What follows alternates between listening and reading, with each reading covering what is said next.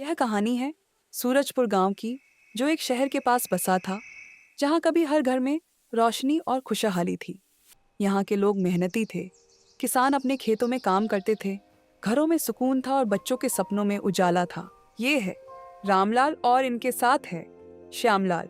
दोनों ही किसान हैं जो पूरी तरह खेती पर निर्भर है। अरे मोहन, इस बार तो फसल बहुत बढ़िया होने वाली है। हाँ रामलाल, इस बार तो सब बढ़िया लग रहा है। ये है रामलाल की पत्नी और उनका बेटा। माँ, मैं बड़ा होकर इंजीनियर बनूंगा। लेकिन एक दिन सब कुछ बदलने लगा और गांव में बिजली कम होने लगी। पहले जहां 20 घंटे बिजली मिलती थी, वह घटकर 15 और फिर सिर्फ 10 घंटे रह गई। इसका सबसे ज्यादा असर किसानों पर पड़ा, क्योंकि खेतों में अब सिर्फ 2 घंटे ही बिजली मिल रही थी। सब कुछ ठीक चल रहा था, लेकिन अब समझ नहीं आ रहा ये क्या हो रहा है। अब तो बिजली भी बहुत कम मिल रही है, खेतों में पानी नहीं पहुंच पा रहा। अगर अब हालत देखो, फसल सूखती जा रही है, पानी नहीं मिल रहा, दिन ब दिन मुश्किल बढ़ती जा रही है। कुछ समझ नहीं आ रहा क्या करें।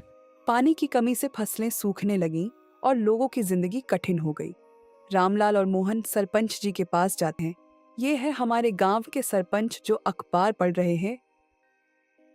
वो पूरी बात समझते हैं, फिर वो सब फैसला करते हैं। हमें ये बात कलेक्टर कार्यालय में पहुंचानी होगी। गांव के अब लोग कलेक्टर कार्यालय पहुंच जाते हैं। देखो भाइयों, हमने अपनी तरफ से पूरी कोशिश की है। कलेक्टर तक शिकायत भी कर दी, लेकिन अभी तक कोई सुनवाई नहीं हुई। हालात दिन ब दिन बिगड़ते जा रहे हैं। अब हमें मिलकर ही कुछ करना होगा। अगर ऐसे ही चलता रहा ना तो फसल पूरी सूख जाएगी। हम लोगों का क्या होगा भगवान। अब तो गर्मी में रहना भी मुश्किल हो गया है।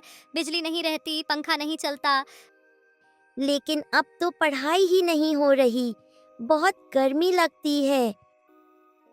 गांव वालों ने अपनी समस्या कलेक्टर तक पहुंचाई, लेकिन कोई सुनवाई नहीं हुई और धीरे धीरे उम्मीदें टूटने लगी। तभी गांव का एक पढ़ा लिखा नौजवान अर्जुन शहर से वापस आया, और अर्जुन का गांव आना किसी उम्मीद की किरण से कम ना था। रामलाल अर्जुन को सारी चीजें बताता है। अर्जुन बेटा, तुम आ गए। अब तुम ही कुछ कर सकते हो। हाँ, मैं कुछ करता हूँ, आप अब मत घबराइए। ये जो हो रहा है ना, ये कोई सामान्य समस्या नहीं है। इसके पीछे जरूर कोई बड़ा कारण है। सरकार की तरफ से तो पूरी बिजली दी जा रही है, तो फिर ये गायब कहाँ हो रही है? और उसने इस समस्या की जांच करने का फैसला किया। जांच करने पर उसे पता चला कि सरकार की तरफ से गांव को पूरी बिजली दी जा रही थी, जिससे उसे शक हुआ और धीरे धीरे उसने सच्चाई का पता लगा लिया कि गांव की बिजली चोरी हो रही थी।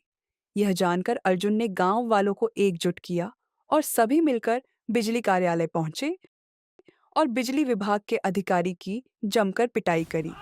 अर्जुन ने उसे लातों और घुसों से मारा और सख्ती से पूछताछ करने पर सच्चाई सामने आ गई। मुझे माफ़ कर दो। मैंने पैसों के लालच में आकर ये सब किया।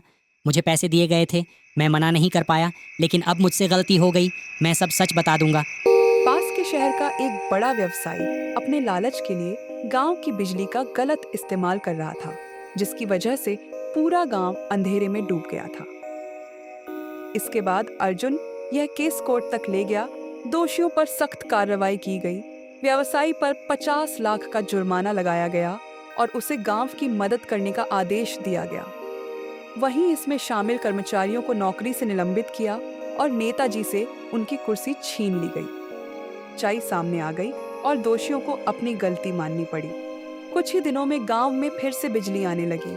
खेत हरे भरे हो गए, घरों में खुशियां लौट आईं और बच्चों की पढ़ाई फिर से शुरू हो गई।